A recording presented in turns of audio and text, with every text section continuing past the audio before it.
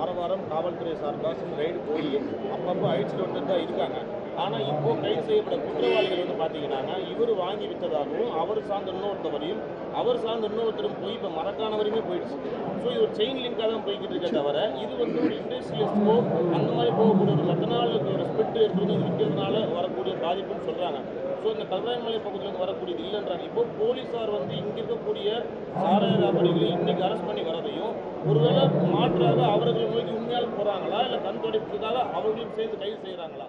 இல்லை, ஏதாவது கல்வராயன் மலையில் அங்கே பழங்குடி சார்ந்த மக்கள் வந்து 40 ஆண்டுகளுக்கு மேலாக அங்கே கள்ளச்சாராயத்தை காய்ச்சிட்டு இருக்கிறாங்கன்னு எல்லாருக்கும் தெரியும். இங்கே நான் தேர்தல் நேரத்தில் வந்தால் தேர்தல் நேரத்திலே தேர்தல் பரப்புரையில் நான் பலமுறை சொல்லியிருக்கிறேன்.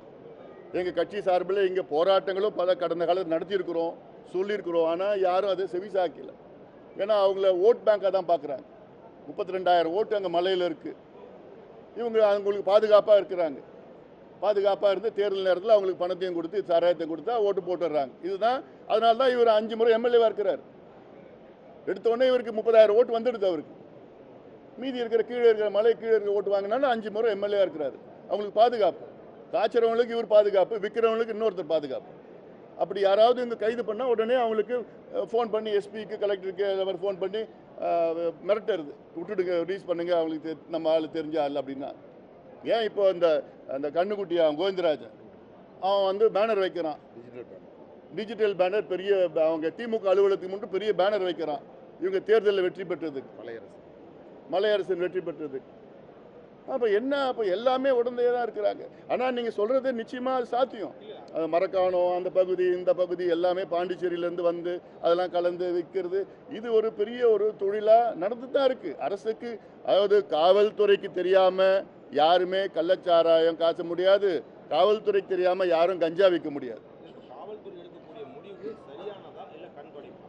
கண் தொடைப்பு தான் அது, நிச்சயமாக கண் தொடைப்பு. நீங்கள் சிபிசிஐடி என்கொயரி கண் தொடைப்பு தான்.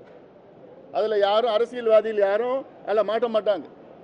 சும்மா ஒரு 10 பேரை அவங்க கைது பண்ணி அங்கே போவாங்க இங்கே போவாங்க அப்படின்னு சொல்லிட்டு ஒரு 10-20 பேரை கைது பண்ணுவாங்க. யார் விற்கிறவங்க? கஞ்சா எப்படி பண்ணுறாங்க?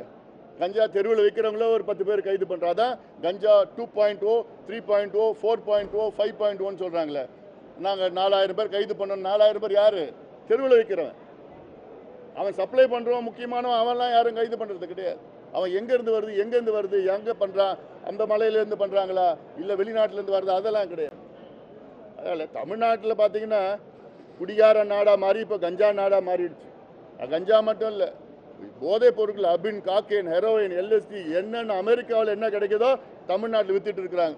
இது நான் முதலமைச்சர்கிட்ட பல முறை சொன்னோம், பல போராட்டங்கள் நடத்தினோம். அதை பற்றி கவலைப்படுற மாதிரி இல்லை. முதலமைச்சர் ரிவ்யூ பண்ணுறார். அன்றைக்கி பார்த்த முதலமைச்சர் ரிவ்யூ பண்ணார். போய் அங்கே சொல்லி உங்கள் தொகுதியிலே உங்கள் எஸ்பியை கூப்பிட்டு வச்சு உங்கள் மாவட்டத்தில் கஞ்சா யாராவது விற்றாங்கன்னா நான் உங்களுக்கு சஸ்பெண்ட் பண்ணுவேன் அப்படி சொல்லணும். அப்படி பண்ணணும். அப்படி தான் பயம் இருக்கும். ஏன்னா எல்லாத்துக்கும் யாருங்க நான் பார்த்தேன், அந்த ஆலோசனை பார்த்தேன். அந்த ஆலோசனை சும்மா உட்காந்துக்கிட்டு ஒரு சொன்னார், நடவடிக்கை எடுங்கன்னு படித்தார், அவ்வளோதான். அது ஒரு ஆலோசனை இல்லை. உணர்வுபூர்வமாக கோபமாக இருக்கணும். நான் உட்காந்துருந்தேன்னா நான் சொல்லுவேன், எஸ்பியை கூப்பிட்டு வச்சு அடுத்தது 1 வாரம் டைம் க்ளீனப் பண்ணுங்க, 8வது நாளில் நீங்கள் பண்ணலன்னா நீங்கள் சஸ்பெண்ட் பண்ணிவிடுவேன். நான் எங்கே ஏதாவது கண்டுபிடிச்சா சஸ்பெண்ட் பண்ணுன்னு சொல்லணும். அந்த பயம் வரலையே யாருக்கும். இந்திய அளவில் கொபோக்கோக்கு எதிராக செயல்பட்ட ஒரு மிகப்பெரிய ஒரு லீடராக பார்க்கப்பட்டவங்க. இந்த வட மாவட்டம் ஃபுல்லாக இவ்வளோ பெரிய பாதிப்பு இருக்குது. ஆனால் இந்த வட மாவட்டத்தில் பெரிய அளவில் ஒர்க் பண்ணுறது பாமக. இந்த பெல்ட்டில் பாமகவுடைய ஒர்க்கு இந்த கலாச்சாரத்துக்கு எதிராக கடுமையான தீவிரமான ஒரு வேலையை செஞ்சுருந்தா இந்த அளவுக்கு இல்லாமல் ஓரளவுக்கு தடுக்க முடிச்சிருக்கோம்னு நினைக்கிறீங்க? ஒரு அரசியல் கட்சி செய்யணும், அரசு செய்யணும். அதான் அரசியல் கட்சி தம்பி தவறிட்டீங்க அப்படின்னு தான் இருக்காங்க. தம்பி, எங்ககிட்ட ஆட்சி ஒரு மாதம் இருந்தால் போதும், அதிகமாக வேண்டாம். இல்லை சொல்கிறேன் நான், எங்ககிட்ட ஆட்சி வந்து 1 மாதம் இருந்ததுன்னா என்டையர் தமிழ்நாடு நாங்கள் க்ளீனப் பண்ணுவோம்.